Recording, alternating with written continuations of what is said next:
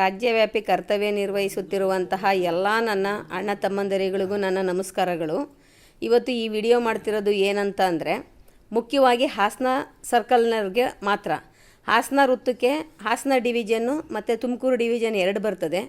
ಹಾಸನ ಡಿವಿಷನ್ನಲ್ಲಿ ಬರುವಂತಹ ಸಾಮಾಜಿಕ ಆಗಿರ್ಬೋದು, ಪ್ರಾದೇಶಿಕ ಆಗಿರ್ಬೋದು, ವೈಲ್ಡ್ ಲೈಫ್ ಆಗಿರ್ಬೋದು, ಯಾವುದೇ ಎನಿವನ್ ಅಂದರೆ ಅದರ ಬರುವಂತಹ ಅಡಿಯಲ್ಲಿ ಬರುವಂತಹ ವಲಯ ಕಚೇರಿಗಳಲ್ಲಿ ಏನು ನೆಡುತೋಪು ಕಾವಲುಗಾರರು ಹೆಚ್ಚಿನ ಭಾಗ, ಮುಖ್ಯವಾಗಿ ನೆಡುತೋಪು ಕಾವಲುಗಾರರಿಗೆ ಇವತ್ತಿಗೂ ಒಂದು ESI ಇಲ್ಲ, ಒಂದು PF ಇಲ್ಲ.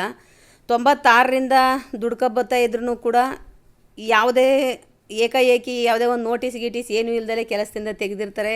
ಈಗ ಯಾರು ಜಗ್ಗಯ್ಯ ಅನ್ನೋರಿಗೆ 3 ವರ್ಷದಿಂದ ಕೆಲಸದಿಂದ ತೆಗೆದಿದ್ರಂತೆ. ನಾನು ಅರ್ಕಲ್ಗೂಡಿಗೆ ಹೋಗಿ ಎಸ್ಮಾ ಮಾಚಮ್ಮ ಅನ್ನೋ ಒಂದು ವಲಯ ಅರಣ್ಯಾಧಿಕಾರಿಗಳನ್ನೂ ನಾನು ಭೇಟಿ ಮಾಡಿ ಯೂಟ್ಯೂಬ್ ಮಾಡಿ ಏನು ವಿಡಿಯೋ ಮಾಡಿ ಯೂಟ್ಯೂಬ್ಗೆ ಹಾಕಿದ್ದೀನಿ. ಆಲ್ರೆಡಿ 1800 ಜನ ಅದನ್ನು ನೋಡಿದ್ದೀರ. ಅಷ್ಟು ನೋಡಿದ್ರು ನಾನೀಗ ತಮ್ಮಲ್ಲಿ ಏನು ಮನವಿ ಮಾಡ್ಕೊತಿದ್ದೀನಿ ಅಂದರೆ, ಅವ್ರದ್ದು ಇವತ್ತು ಕೋರ್ಟ್ ಇತ್ತು. ಎಲ್ಲಿ? ಲೇಬರ್ ಆಫೀಸಲ್ಲಿ ಈ ಹಾಸನ ಸರ್ಕಲಲ್ಲಿ ಏನಾಗಿದೆ ಅಂತ ಎಲ್ಲ ಹೇಳಿ ಅವರಿಗೆ ನಾನು ಮನವಿ ಮಾಡಿಕೊಂಡೆ. ಎಲ್ಲರೂ ನೀವು ಬಂದು ಇಲ್ಲಿ ಫೈಲ್ ಮಾಡಿಸಿ ಅನ್ನೋ ಮಾತಾಡಿದರು. ಇಲ್ಲ ಮೇಡಮ್, ಅವ್ರು ಯಾರ್ಯಾರು ಬರಲ್ಲ, ಈ ಥರ ಹಗರಣ ನಡೀತಿದೆ, ದಯಮಾಡಿ ಬಡ ನೌಕರರುಗಳಿಗೆ ನೀವು ಒಂದು ಅನುಕೂಲ ಮಾಡಿಕೊಡ್ಬೇಕು, ನಾನು ಸಂಘದ ವತಿಯಿಂದ ಕೊಡ್ತೀನಿ ಅಂತ ಅವರಿಗೆ ಮನವಿ ಮಾಡಿಕೊಂಡಾಗ ಆಯಿತು ಕೊಡಿ ಅನ್ನೋ ಮಾತನ್ನು ಹೇಳಿದರು. ಅದಕ್ಕೆ ನಾನು ಮುಖ್ಯವಾಗಿ ಹೇಳ್ತಿರೋದು, ಹಾಸನ ಸರ್ಕಲ್ ಅವರು ಯಾರು ಈಗ ಏನು ಡಾಟಾ ಎಂಟ್ರಿ ಆಪ್ರೇಟರ್ ಇರ್ಬೋದು, ವಾಹನ ಚಾಲಕರು ಇರ್ಬೋದು, ಯಾರಪ್ಪ ಅವರು ಕಚೇರಿ ಸೇವಕರು ಇರ್ಬೋದು, ಅಕ್ಷರಸ್ಥ ಸಹಾಯಕರು ಇರ್ಬೋದು, ಅವ್ರಿಗೆ 2017ನೇ ಇಸ್ವಿಯಿಂದ ಬರ್ತಾ ಇಲ್ಲ. 7/7/2017ರಲ್ಲಿ ಇಲಾಖೆಯಲ್ಲಿ ಹೊರಗುತ್ತಿಗೆ ಪದ್ಧತಿ ಅಂತ ಬಂದಿದ್ದು, ಅಲ್ಲಿಂದ ಇಲ್ಲಿವರೆಗೂ ಏನು ESI PF ಏನೂ ಕೊಟ್ಟಿಲ್ಲ. ಗುತ್ತಿಗೆದಾರರ ಮುಖನ ಇವತ್ತುವರೆಗೂ ಯಾರೂ ನೋಡಿಲ್ಲ. ಐ ಥಿಂಕ್ ನಾವು ಏನು 21ನೇ ಇಸ್ವಿನಲ್ಲಿ ನಾವು ಸ್ಟ್ರೈಕ್ ಮಾಡಿದ್ವೋ ಅಲ್ಲಿಂದ ಕೊಟ್ಟಿರ್ಬೋದು ಅಂತ ಅನ್ನಿಸ್ತದೆ, ಕೊಟ್ಟಿರ್ತಾರೆ ಒಳಗಡೆಯವರಿಗೆ. ಆದರೆ ನೆಡುತೋಪು ಕಾವಲುಗಾರರಿಗೆ ಇವತ್ತಿನವರೆಗೂ 10 ರೂಪಾಯಿ ಸಹಾಯ ಆಗಿಲ್ಲ, ಅನುಕೂಲ ಆಗ್ತಾ ಇಲ್ಲ. ಇಲಾಖಾ ದರಪಟ್ಟಿಯಂತೆ ಅವರಿಗೆ ವೇತನ ಕೂಡ ಕೊಡ್ತಾ ಇಲ್ಲ. ನಿಗದಿತ ಅವಧಿಗೆ 7ನೇ ತಾರೀಕು ಒಳಗಡೆ ಕೊಡಬೇಕು, ಅದನ್ನು ಕೂಡ ಕೊಡ್ತಾ ಇಲ್ಲ. ಒಟ್ಟಾರೆ ನಿಮ್ಗೆ ಉದ್ಯೋಗದಲ್ಲಿ ಯಾವುದೇ ರೀತಿ ಭದ್ರತೆನೂ ಇಲ್ಲ. ನೀವು ಬರದೇ ಇದ್ರೂ ಪರವಾಗಿಲ್ಲ, ನನಗೂ ಗೊತ್ತು ನಿಮಗೆ ಏನು ಫ್ಯಾಮಿಲಿ ಐತೆ. ಈಗ ನಾನೇನೋ ಒಂದು ಗುಂಡ್ರಗೋವಿ ಹಂಗೆ ಏನೂ ಇಲ್ದಂಗೆ ಓಡಾಡ್ತಾ ಇದ್ದೀನಿ, ಓಕೆ, ನಿಮಗೆಲ್ಲ ಇದೆ, ನಿಮಗೆ ಬರೋಕ್ಕಾಗಲ್ಲ ಅಂತ ನನಗೆ ಗೊತ್ತು. ಬರೆದಿದ್ರೂ ಪರವಾಗಿಲ್ಲ, ತಮ್ಮ ಮಾಹಿತಿಗಾಗಿ ಹಾಕ್ತಾ ಇದ್ದೀನಿ ಇದನ್ನು. ಏನು ತುಮಕೂರು ವಿಭಾಗದ ವ್ಯಾಪ್ತಿಯಲ್ಲಿ ಬರುವಂತಹ ಎಲ್ಲ ನೌಕರರುಗಳು, ಹಾಸನ ವಿಭಾಗದ ವ್ಯಾಪ್ತಿಯಲ್ಲಿ ಬರುವಂಥ ಎಲ್ಲ ನೆಡುತೋಪು ಕಾವಲುಗಾರರುಗಳ ಪರವಾಗಿ ನಾನು ಸಂಘದ ವತಿಯಿಂದ ಹೋಗಿ ಒಂದು ಮನವಿ ಪತ್ರ ಸಲ್ಲಿಸ್ತೀನಿ.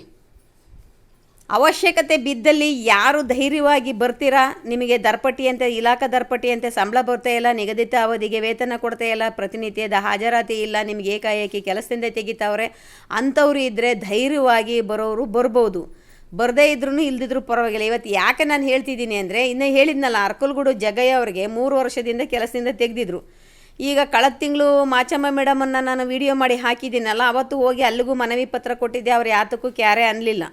ಆಮೇಲೆ ಮತ್ತೆ ತಗೊಂಬಂದ್ಬಿಟ್ಟು ಈಗ ಇದೇ ತಿಂಗಳು 6/11/2025ನೇ ಇಸ್ವಿನಲ್ಲಿ ಹಾಸನ ಕಾರ್ಮಿಕ ಅಧಿಕಾರಿಗೆ ಅವ್ರಿಗೆ ಒಂದು ಮನವಿ ಪತ್ರ ಸಲ್ಲಿಸಿದ್ದೆ ಅಲ್ಲಿಗೆ, ಈ ಥರ ತೆಗೆದಿದ್ದಾರೆ ಅಂತ.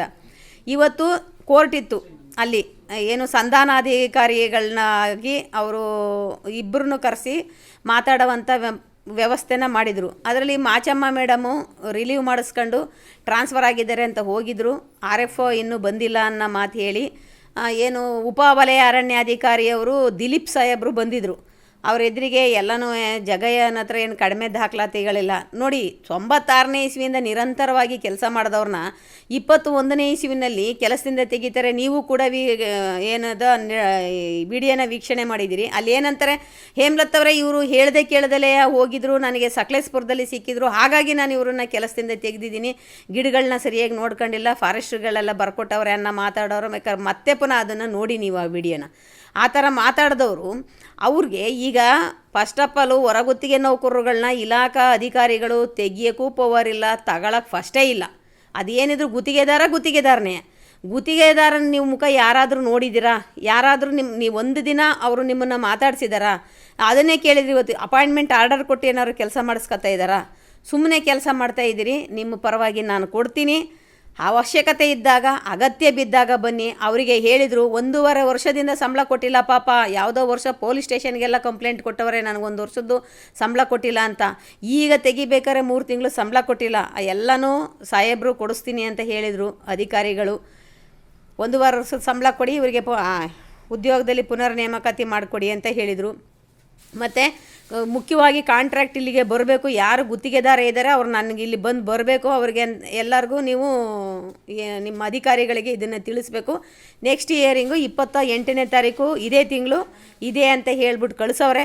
ನಾನವತ್ತು 28ನೇ ತಾರೀಕು ಹೋಗಬೇಕಾದ್ರೆ ಸಂಘದ ಲೆಟ್ರೇಡ್ನಲ್ಲಿ ಏನು ಅರಣ್ಯ ಇಲಾಖೆಯಲ್ಲಿ ಹಾಸನ ವೃತ್ತದಲ್ಲಿ ಬರುವಂತಹ ತುಮಕೂರು ಡಿವಿಷನ್ನು ಮತ್ತು ಹಾಸನ ಡಿವಿಷನ್ನಲ್ಲಿ ಏನು ಕೆಲಸ ಮಾಡ್ತಿದ್ರಿ, ಮುಖ್ಯವಾಗಿ ನೆಡುತೋಪು ಕಾವಲುಗಾರಗಳಿಗೆ ನಾನು ತಗೊಂಡೋಗಿ ಕೊಡ್ತೀನಿ. ಸಾಧ್ಯವಾದರೆ ನಿಮ್ಗೆ ಎಷ್ಟು ಸಂಬಳ ಕೊಡ್ತಾವ್ರೆ, ಎಷ್ಟು ಸಂಬಳ ಕೊಡ್ತಿಲ್ಲ ಅದನ್ನು ನನ್ನ ಜೊತೆ ಬಂದು ಹೇಳ್ಬೋದು. ಯಾರ್ಯಾರನ್ನ ಕೆಲಸದಿಂದ ತೆಗೆದವ್ರೆ ಅವರೂ ಕೂಡ ಬರ್ಬೋದು. ಅದಕ್ಕೋಸ್ಕರ ಈ ಮಾಹಿತಿನ ತಮಗೆ ಹಾಕ್ತಾಯಿದ್ದೀನಿ. ಧನ್ಯವಾದಗಳು.